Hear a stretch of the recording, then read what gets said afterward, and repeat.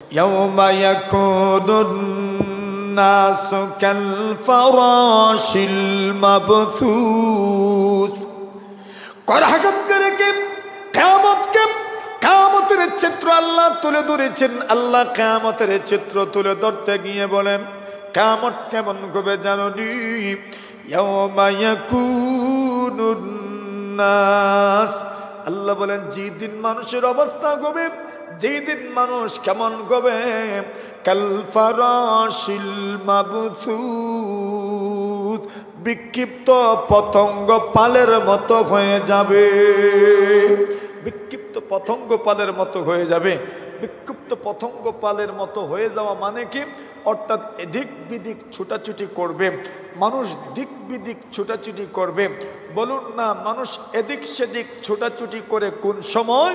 যখন ভয় ভীতিপ্রদ কোনো অবস্থা মানুষ দেখে, মানুষ ভয়ের কোনো অবস্থা যখন দেখে, তখন মানুষ এদিক সেদিক ছুটাছুটি করে। ঠিক না ভাই? ঠিক। মানুষ এক জায়গায় ছিল মনে করে, হঠাৎ করে যদি ভয়ের কিছু দেখা দেয়, তখন কি সবাই লাইলে লাইনে যাইব না? যে যেদিকে পারবো সেদিকে যাইব। কিয়ামতের দিনকে বলছেন ভারী দিন। কি যার দিন? ভারী দিন, ভারী দিন, ভারী দিন। যেই দিন মানুষ ঘেমে যাবে, যেই দিন মানুষ একদম ঘেমে যাবে, যেই দিন মানুষ ঘরমাক্ত হয়ে যাবে, এত ভারী দিন কিয়ামতের দিনকে আল্লাহ ভারী দিন বলছেন। আল্লাহ অন্য আয়াতের মধ্যে বলছেন কিয়ামতের দিন বড় কঠিন দিন।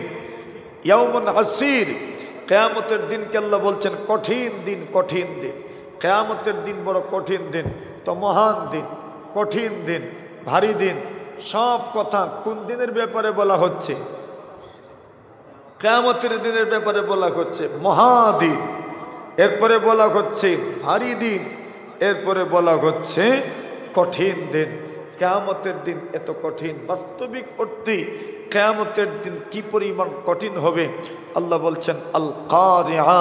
কিয়ামতের দিন যেদিন সংগঠিত হবে, এই দিন মানুষের অন্তরাত্মা কেঁপে উঠবে, মানুষের আত্মা কেঁপে উঠবে। কেন কেঁপে উঠবে? এর কারণ হইল কিয়ামতের দিনের ভয়াবহতা। সুবহানাল্লাহ বলেন। কিয়ামতের দিনের ভয়াবহতাটা আসলেই কি? আল্লাহ বিভিন্ন স্থানে কিয়ামতের দিনের ভয়াবহতার কথা বলছেন। সামান্য ভয়াবহতা আমরা আলোচনা করি। কিয়ামতের দিনের আসলেই ভয়াবহতা বলতে কি?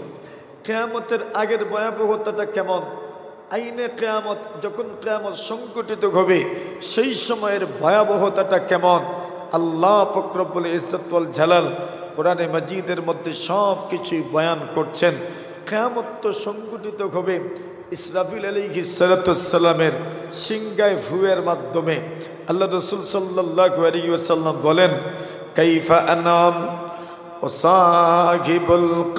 ওয়াসাহিবুস সূরি কাদ ইলতাকাবাল কারন। নবীজি সাল্লাল্লাহু আলাইহি ওয়াসাল্লাম বলেন আমি কিভাবে স্বস্তি দিয়ে থাকতে পারি, নিশ্চিন্তে থাকতে পারি? ওয়াসাহিবুস সূরি কাদ ইলতাকাবাল কারন, অথচ সিংহাওয়ালা ইসরাফিল আলাইহিস সালাতু ওয়াস সালাম সিংহা উনি মুখের মধ্যে লাগায় রাখছেন। ওয়াস্তামাআল ইদিন, এবং উনি অনুমতির জন্য অপেক্ষা করছেন। অনুমতি দিবেন, দিতে দেওয়ার সঙ্গে সঙ্গে ইসরাফিল সিংহায় ফু দিবেন। নবীজি সাল্লাল্লাহু আলাইহি ওয়াসাল্লাম বলেন আমি কিভাবে স্বস্তিতে থাকতে পারি? ইসরাফিল সিংহায় ফু দেওয়ার জন্য প্রস্তুতি নিয়ে আছেন। নবীজি সাল্লাল্লাহু আলাইহি ওয়াসাল্লাম বলেন যেই দিন ইসরাফিল সিংহায় ফুৎকার দিবেন, আল্লাহ পাক বলেন ওয়ানুফিকা ফিস সূর, যখন সিংহায় ফুৎকার দেওয়া হবে ফাফাজিহা মান ফিস সামাওয়াতি ওয়া মান ফিল আরদ, আল্লাহ বলেন আসমান জমিনে যারা আছে সবাই ভীত সন্ত্রস্ত হয়ে পড়বে। অন্য আয়াতে আল্লাহ বলেন ফাসাইকা মান ফিস সামাওয়াতি ওয়া মান ফিল আরদ, আসমান জমিনে যারা আছে সবাই বেহুশ হয়ে যাবে। ইল্লা মান শাআল্লাহ, আল্লাহ যাদেরকে বাঁচাইবেন তারা তো বাঁচলেন, নতুবা আসমানে যারা আছে জমিনে যারা আছে সবাই বেহুশ হয়ে যাবে। কিয়ামত কেমন হবে? আল্লাহ রাসূল সাল্লাল্লাহু আলাইহি ওয়াসাল্লাম বলেন ইয়াতুবিল্লাহুস সামাওয়াত ফায়াখুযুহুন্না বিয়ামিনিহি। নবী আলাইহিস সালাতু ওয়াসসালাম বলেন কিয়ামত কিভাবে সংগঠিত হবে আল্লাহ পরমার্থিকারে আলম জানায় দেন ইদাস সামাউ ফাতারাত, ইসরাফিল যখন সিংহায় ফু দিবেন, সিংহায় ফু দেওয়ার সঙ্গে সঙ্গে কিয়ামত সংগঠিত হতে থাকবে। বেশি দেরি হবে না, বেশি দেরি হবে না। নবী আলাইহিস সালাতু ওয়াসসালাম বলেন কি পরিমাণ দ্রুত কিয়ামত সংগঠিত হবে। আল্লাহ রাসূল সাল্লাল্লাহু আলাইহি ওয়াসাল্লাম বলেন দুইজন মানুষ, একজন কাপড় বিক্রয় করবেন আর একজন কাপড় কেনার জন্য গিয়েছেন।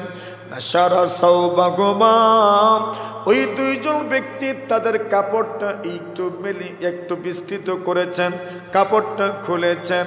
নবীজি সাল্লাল্লাহু আলাইহি ওয়াসাল্লাম বলেন ক্রেতার বিক্রেতা কাপড় ভাঁজ করতে পারবেন না, এর আগে কিয়ামত সংগঠিত হয়ে যাবে। আল্লাহ রাসূল সাল্লাল্লাহু আলাইহি ওয়াসাল্লাম বলেন এরম শুনো কিয়ামত কি পরিমাণ দ্রুত সংগঠিত হবে। নবীজি সাল্লাল্লাহু আলাইহি ওয়াসাল্লাম বলেন একজন মানুষ তার উটের দুধ দোহন করবে, তার গরুর দুধ দোহন করবে, গাভীর দুধ দোহন করবে। নবীজি সাল্লাল্লাহু আলাইহি ওয়াসাল্লাম বলেন ওই দুধটুকু পান করতে পারবে না, এর আগেই কিয়ামত সংগঠিত হয়ে যাবে।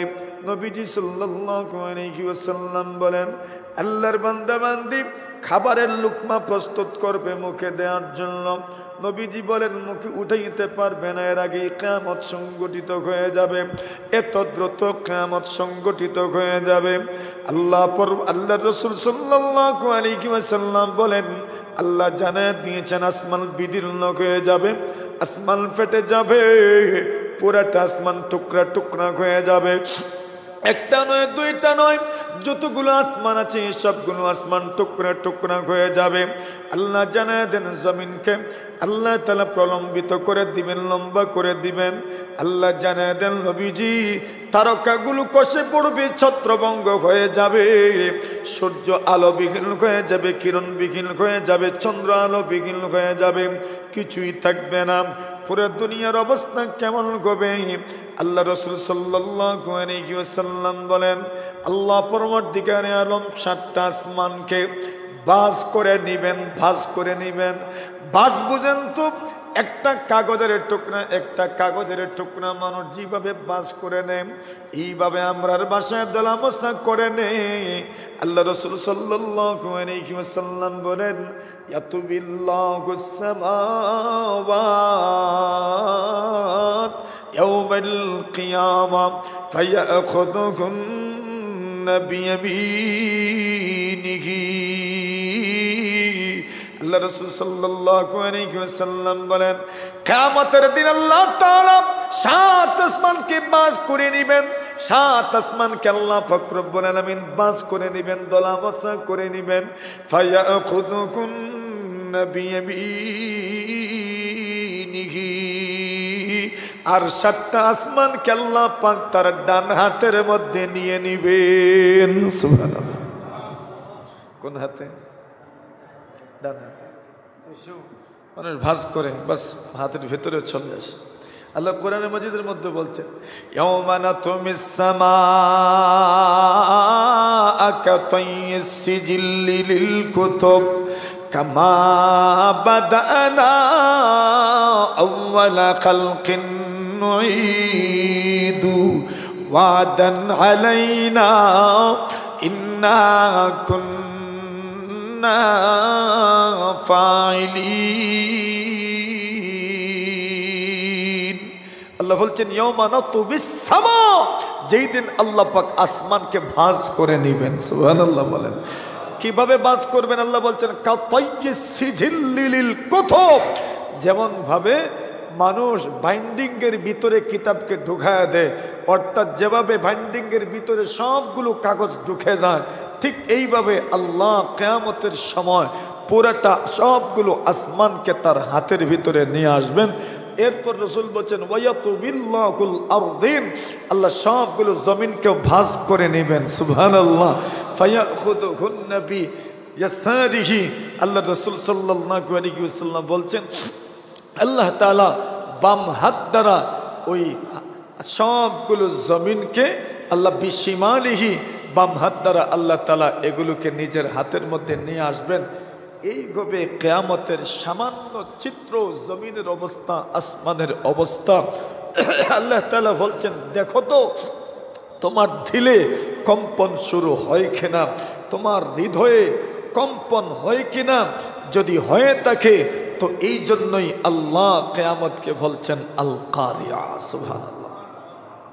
কিয়ামতকে আল কারিয়া বলছেন, যে কিয়ামত মানুষের অন্তরে কম্পন সৃষ্টি করবে, করাঘাতকারী।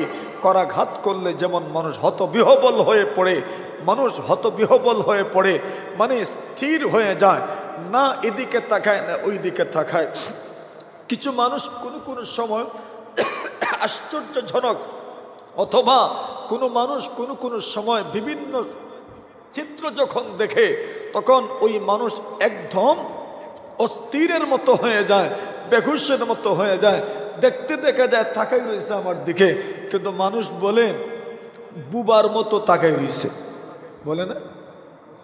মানে কি সে কি বলবে কি না কিছু ভেবেই পাচ্ছে না, তার চিন্তার ধারণার বাহিরে ঘটনা এমনভাবে ঘটেছে, বিস্ময়কর ঘটনা, এমন বিস্ময়ের বিষয়। আল্লাহর বান্দা যেন কত বিকবল হয়ে পড়ছে। কিয়ামতের বিষয়টা বাস্তবেই এমন হবে। আল্লাহ বলছেন মুকনিঈ মুহতিঈন মুকনিঈ রুউসিহিম, আল্লাহ বলছেন এরা মাথা উপরের দিকে এইভাবে দিতে থাকবে আর তাকায় রইব, মানে কিছু বলার সাধ্য থাকবে না।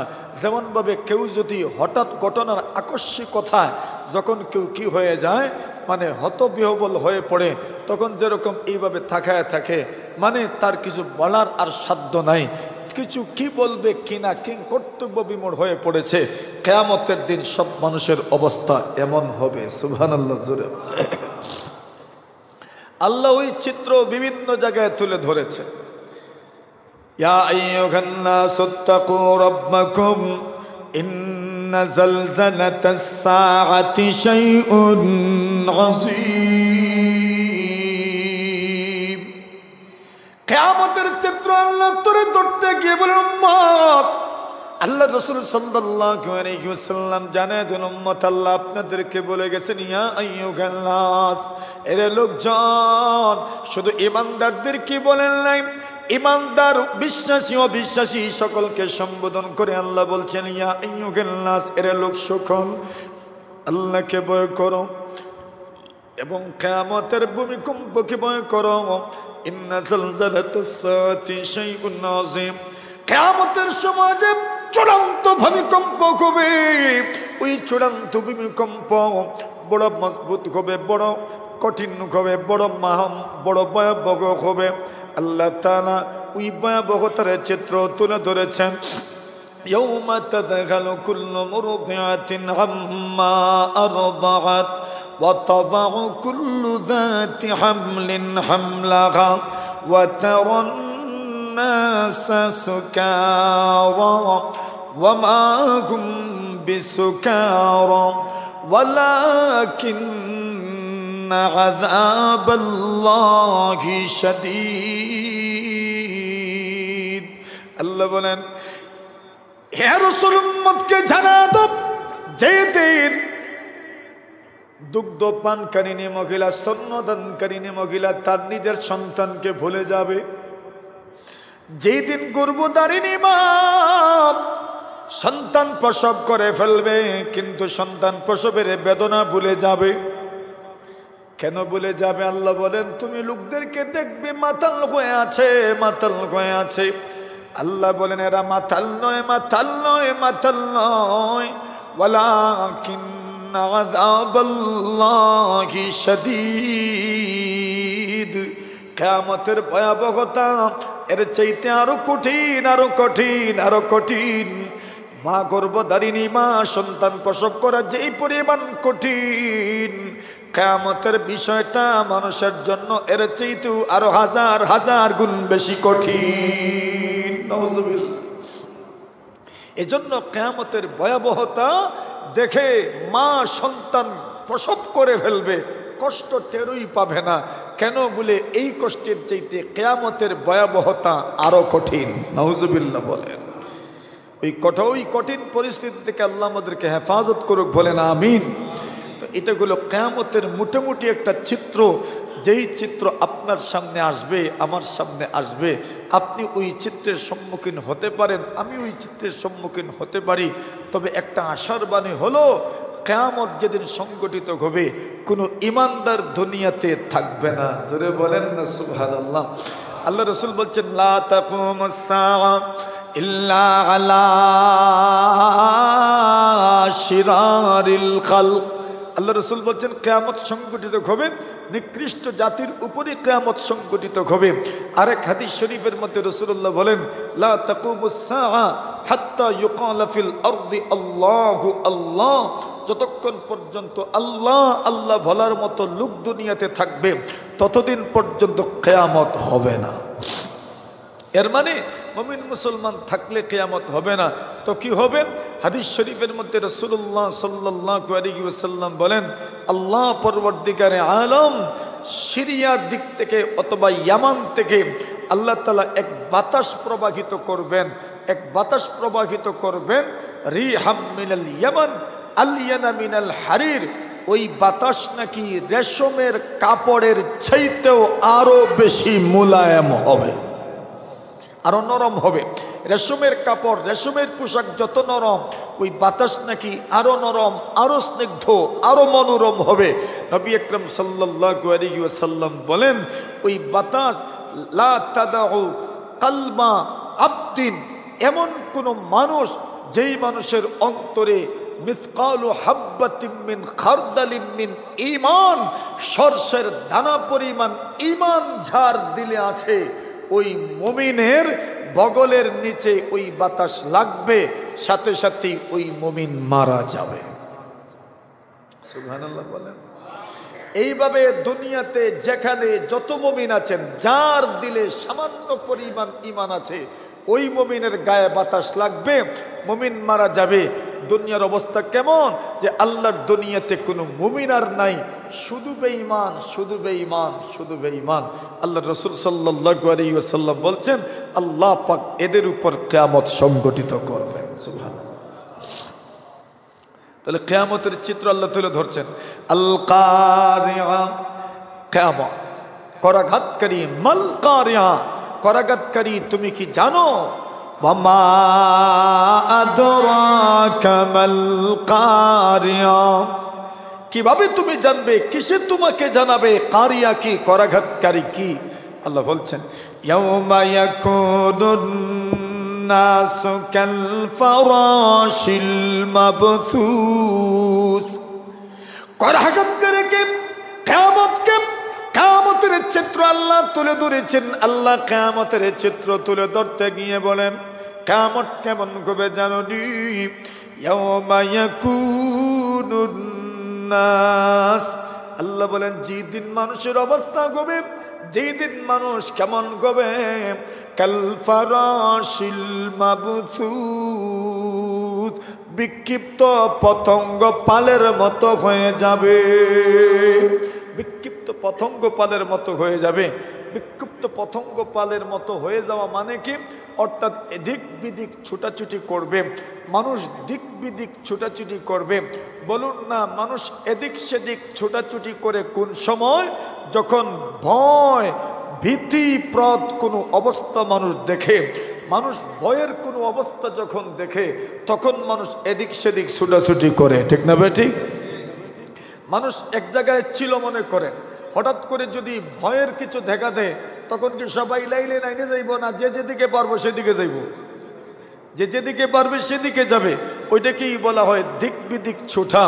দিক বিদিক ছোটাকে আল্লাহ আমাদের সামনে চিত্রায়িত করেছেন, তুলে ধরেছেন। ওয়াকুনুন নাসু কাল ফারাশিল মাবসুত, যেই দিন মানুষ হবে বিক্ষিপ্ত পতঙ্গ পালের মতো। পতঙ্গ পাল বলতে কি, আল্লাহ রসুল সাল্লাল্লাহু আলাইহি ওয়াসাল্লামের এক উদাহরণ আগে আমি আপনাদের সামনে তুলে ধরি, এরপর বিক্ষিপ্ত পতঙ্গের কথা আপনারা বুঝতে পারবেন। হাদিস শরীফের মধ্যে রাসূলুল্লাহ সাল্লাল্লাহু আলাইহি ওয়াসাল্লাম নিজের অবস্থান তুলে ধরেছেন।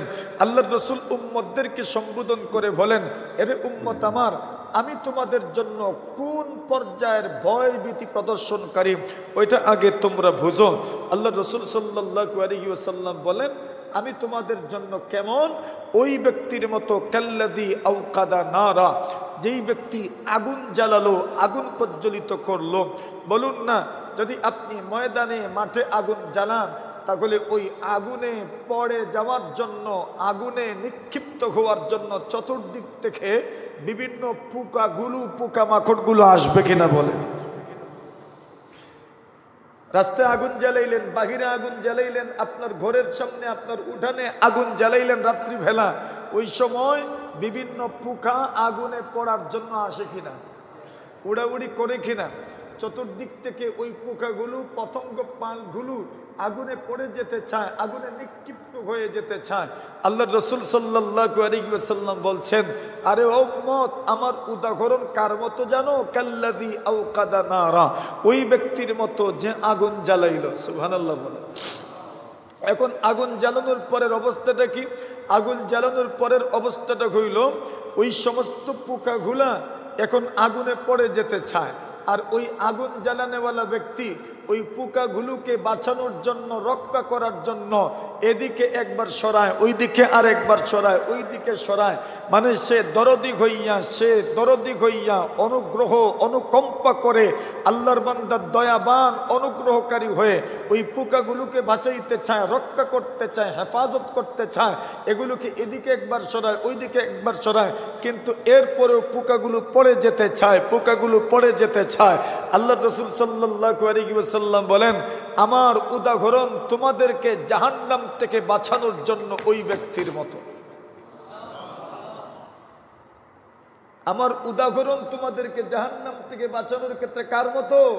ওই ব্যক্তির মতো, যেই ব্যক্তি আগুন প্রজ্বলিত করার পরে পোকাগুলো ওই আগুনে পড়ে যেতে চায়, আর সে ওই পোকাগুলোকে বাঁচানোর জন্য এদিকে সরাইতে চায়, কিন্তু এরপরেও পড়ে যেতে চায়। রাসূল বলছেন, আখুযু বিহুজাজিকুম আনিন নার।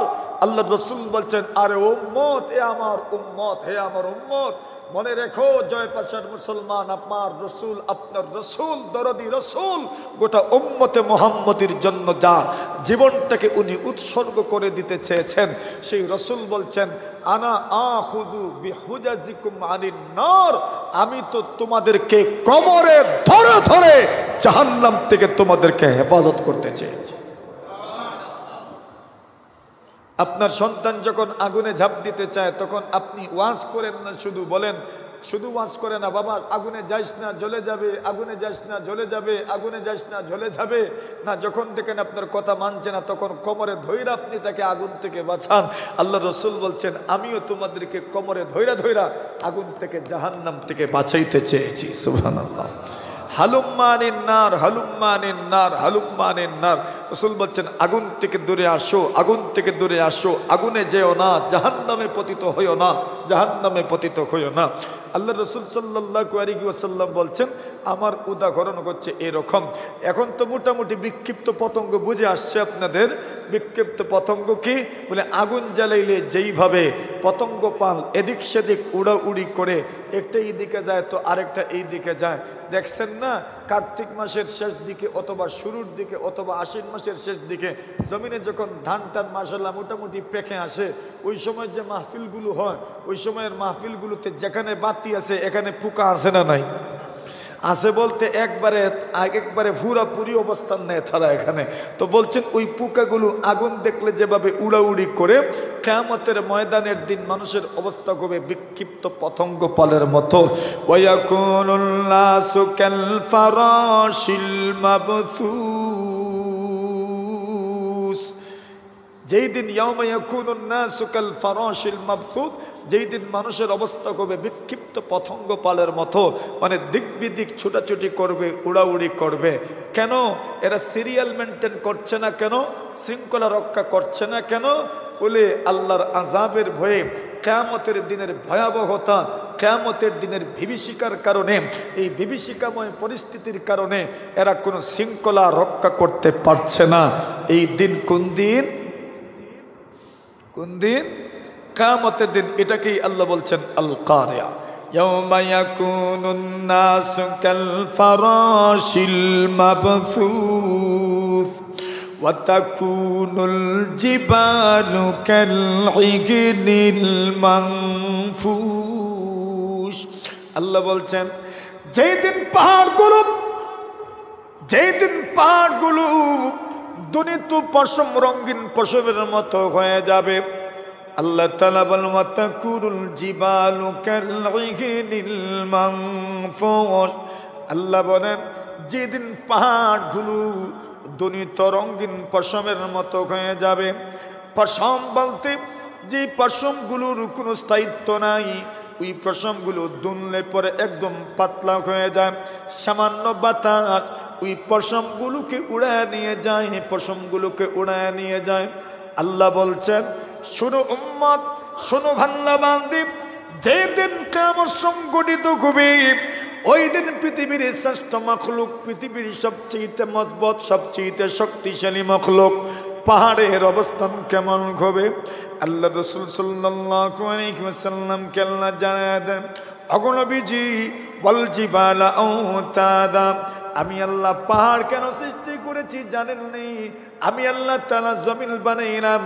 জমিন ছিল পানির উপর, এইবার পানির উপরের জমিন, পানির উপরের নৌকা, পানির উপরের ভোর। পানির উপরে যদি কোনো কিছু ছেড়ে দেওয়া হয় ওই জিনিসের যেমন কোনো স্থায়িত্ব থাকে না, ঠিক তেমনি ভাবে পানির উপরের বানানো জমিনের কোনো স্থায়িত্ব নাই। নড়াচড়া করে আল্লাহ বলেন পানির উপরের জমিনকে স্থায়িত্ব দেওয়ার জন্য, মজবুত করার জন্য আমি আল্লাহ তাআলা প্যারাক মারলাম। আর প্যারাক মেরেছি আমি আল্লাহ যা দিয়ে, সেই জিনিসের নাম হচ্ছে পাহাড়। সুবহানাল্লাহ। আল্লাহ জমিনকে স্থিতিশীল করার জন্য, স্থায়িত্ব দেওয়ার জন্য, জমিনকে মজবুত করার জন্য কি মারলেন? প্যারেক মারলেন। আর প্যারেক আল্লাহ কি দিয়ে মেরেছেন? পাহাড় দিয়ে। আল্লাহ বলছেন ওয়াল জিবালা আওতাদা, আল্লাহ জমিনকে পেরেক মেরেছেন পাহাড়ের মাধ্যমে। এজন্য দেখবেন সব জায়গায় পাহাড় নাই, আর যেখানে আছে কতগুলো পাহাড় এক জায়গাতে আছে। কেন? লোহা কোন জায়গায় মারতে হয় ওইটা কাঠ মিস্ত্রি জানে, আমি জানি না। আরে কথা কোন ঠিক না বেঠিক? লোহা কোন জায়গায় মারতে হয় এটা আপনি জানেন? আপনি তো এখানে মারবেন, এখানে মারবেন। কাঠ মিস্ত্রি কয় এখানে না, জুড়ায় জুড়ায় লোহা মারো। কথা বলেন ঠিক না বেঠিক? তো জোড়ায় জোড়ায় লোহা মারবেন। কাঠমিস্ত্রি জানেন কোন জায়গায় জোড়া আছে, কোন জায়গায় লোহা মারতে হবে। আল্লাহ জানেন জমিনের জোড়া কোন জায়গায় আছে, পাহাড়ও সেই জায়গায়।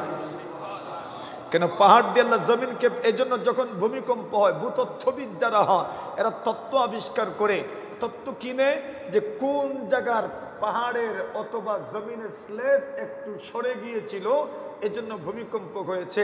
মেঘালয়ে হয়েছে, হিমালয়ে হয়েছে, ওই জায়গায় ভূগর্ভে জমিনের স্লেট সরে গিয়েছিল, এজন্য ভূমিকম্প হয়েছে। তো কি বুঝলেন? কোন কোন জায়গায় জোড়া আছে কার জানা আছে? আল্লাহর জানা আছে। পুরা জমিনের জোড়া আছে, কোন কোন জায়গায় জোড়া, ওই জায়গায় পাহাড়গুলো আল্লাহ জয়েন করেছেন। আল্লাহ তাআলা জানেন কোন কোন জায়গায় পাহাড় বেশি দিতে হবে। কোথাও দেখবেন এদিকে এক পাহাড়, কোথাও ওইদিকে এক পাহাড়, কোথাও ওইদিকে এক পাহাড়। দেখছেন কাঠমিস্ত্রি লোহা একদিকে মারে না, কয়েক সিস্টেমে মারে। কয়েক সিস্টেমে লোহা দেয়। কেন? সে জানে কিভাবে টিকাইতে হবে। কার জানা আছে? আল্লাহর জানা আছে। তাহলে ওয়াল জিবালা আওতাদা। এখন দেখেন পাহাড়ের মাধ্যমে আল্লাহ জমিনকে স্থির করেছেন। পাহাড় কি পরিমাণ শক্তিশালী। হাদিস শরীফের মধ্যে আসে রাসূলুল্লাহ সাল্লাল্লাহু আলাইহি ওয়াসাল্লাম বলেন, উম্মত বলো দেখি এই দুনিয়াতে শক্তিশালী কি? বলে আল্লাহ তাআলা এই দুনিয়াতে শক্তিশালী মখলুক সৃষ্টি করেছেন পাহাড়। বলে পাহাড় শক্তিশালী মখলুক। এই পাহাড় পুরা জয়পাশনা, পুরা কুলাউড়ার মানুষ মিলে যদি আপনার গাজীপুরের একটা পাহাড়কে ধাক্কা দেই, সরাইতে পারবো তো? পুরো কুলাউড়া সব মিললে পারবেন না। তো কি মনে হইল? পাহাড় শক্তিশালী কিনা? হ্যাঁ, কিন্তু ওই পাহাড়ের চাইতে শক্তিশালী জিনিস আল্লাহ সৃষ্টি করেছেন। সাহাবায়ে কেরাম বলেন, ইয়া রাসূলুল্লাহ, আল্লাহর ফেরেশতারা বলছেন, আল্লাহ মনে হয় আপনি সবচেয়ে শক্তিশালী মখলুক পাহাড় বানাইছেন। আল্লাহ বলেন, না, পাহাড়কেও কেটে নেওয়ার মতো জিনিস আমি আল্লাহ বানাইছি। সুবহানাল্লাহ। লোহা দ্বারা মানুষ কুদাল বানায়, আর ওই কুদাল দ্বারা মানুষ পাহাড় কেটে ফেলে, ঠিক না? তাহলে পাহাড়ের চাইতে শক্তিশালী মখলুক আছে না নাই? তো ফেরেশতারা বললেন, মনে হয় সবচেয়ে শক্তিশালী মনে হয় লোহাই। আল্লাহ বলছেন, না, লোহার চাইতেও শক্তিশালী মখলুক আছে আগুন। কি? আগুন। লোহা যে বানায়, আপনি দেখবেন বিভিন্ন কনস্ট্রাকশনে যে কাজ হয়, বিভিন্ন ফ্যাক্টরিতে যেখানে লোহা নির্মাণ করা হয়, লোহা বানানো হয়, যেখানে রড বানানো হয়, এখানে আগুনের মাধ্যমে প্রতিনিয়ত লোহাকে গলানো হচ্ছে, পিঘলানো হচ্ছে। তাহলে আল্লাহ ফেরেশতাদেরকে বললেন যে লোহার চাইতেও শক্তিশালী মখলুক আগুন বানাইছি।